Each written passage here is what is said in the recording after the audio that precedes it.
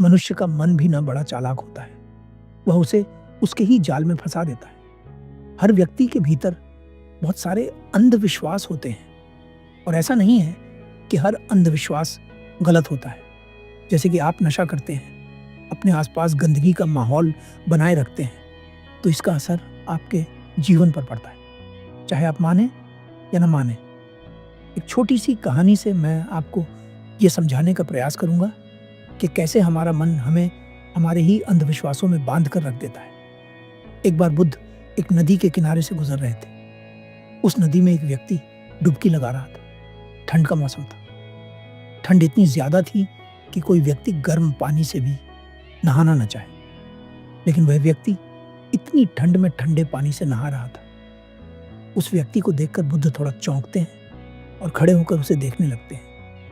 वह व्यक्ति बार बार उस नदी के ठंडे पानी में डुबकी लगा रहा था। उसका शरीर कांप रहा था, लेकिन वह पूरे दृढ़ संकल्प के साथ बार बार डुबकी लगा रहा था। उस व्यक्ति के इस कृत्य को देखकर बुद्ध बड़े आश्चर्यचकित होते हैं और उस व्यक्ति के पास जाकर उससे पूछते हैं, भंते, तुम इतनी ठंड में इस ठंडे पानी में डुबकी क्यों लगा रहे हो?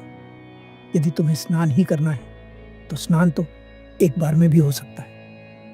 वह व्यक्ति कहता है, बुद्ध, मैंने संकल्प लिया था कि आज सुबह मैं इस नदी में 100 डुबकियां लगाऊंगा, लेकिन उस कमबख्त मेंढक ने मेरा सारा संकल्प खराब कर दिया।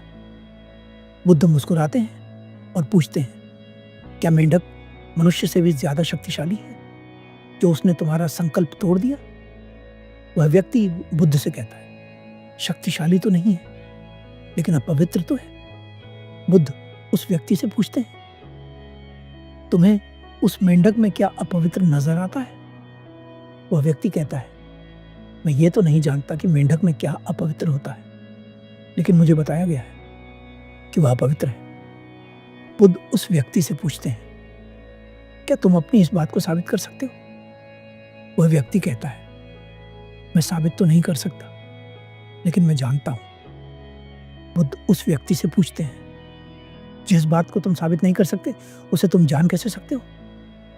वह व्यक्ति कहता है, क्षमा कीजिए महात्मा जी, लेकिन मुझे यही बताया गया है। बुद्ध उस व्यक्ति से पूछते हैं, किसने बताया? वह व्यक्ति कहता है, मेरे गुरु ने।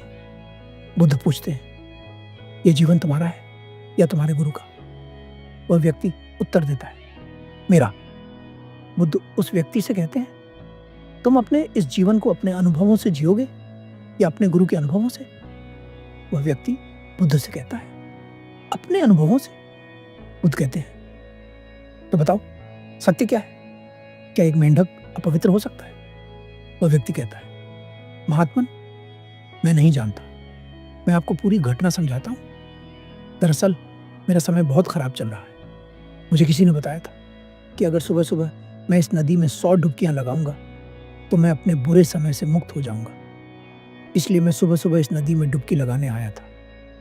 मैं बड़ी मुश्किल से 100 डुबकियां लगा पाया, और जैसे ही मैं इस नदी से बाहर जाने लगा, मेरे पैर के नीचे एक मेंढक आ गया और मेरे मन को लगा कि मैं अपवित्र हो गया हूं। इसलिए मैं दोबारा से नदी में जाकर 100 डुबकियां लगाने लगा। इतने में ही आप आ गए। अब मुझे समझ आ रहा है कि मैं अपनी ही गलत सोच के कारण खुद को ही दुख दे रहा था। जिस बात का मुझे अनुभव भी नहीं है, उसे मैं बिना सोचे समझे ही सच मान रहा था। लेकिन आपने मेरी आंखों पर बंधी अंधविश्वास की पट्टी को हटा दिया। आपका बहुत बहुत आभार। बुद्ध कहते हैं, जो चीजें अपवित्र हैं उन्हें तो वह अपवित्र नहीं मानता, लेकिन जो चीजें अपवित्र नहीं हैं उन्हें वह अपवित्र मानता है। लोग नशा करते हैं, व्यभिचार करते हैं, एक दूसरे से घृणा का भाव रखते हैं, लेकिन वे इन्हें अपवित्र नहीं मानते। वे मानते हैं कि कोई जीव जो उनके जीवन में कोई प्रभाव नहीं डालता वही अपवित्र है। मनुष्य अंधविश्वासों में जीता है, जिसके कारण वह पूरा जीवन जी ही नहीं पाता। वह व्यक्ति बुद्ध से पूछता है, बुद्ध, मन को कैसे समझा जाता है? बुद्ध कहते हैं, जागरूकता से। पूरे दिन में जब भी याद आए, जागरूक होकर देखो कि तुम्हारा मन तुमसे क्या करवा रहा है। तुम्हारा मन बार बार तुम्हें भुलाने का प्रयास करेगा, लेकिन तुम्हें लगातार बार बार प्रयास करते रहना है। तुम्हें दिन में बार बार यह देखना है कि क्या तुम उसी रास्ते पर चल रहे हो जो तुम्हें वहां पहुंचाएगा जहां तुम जाना चाहते हो।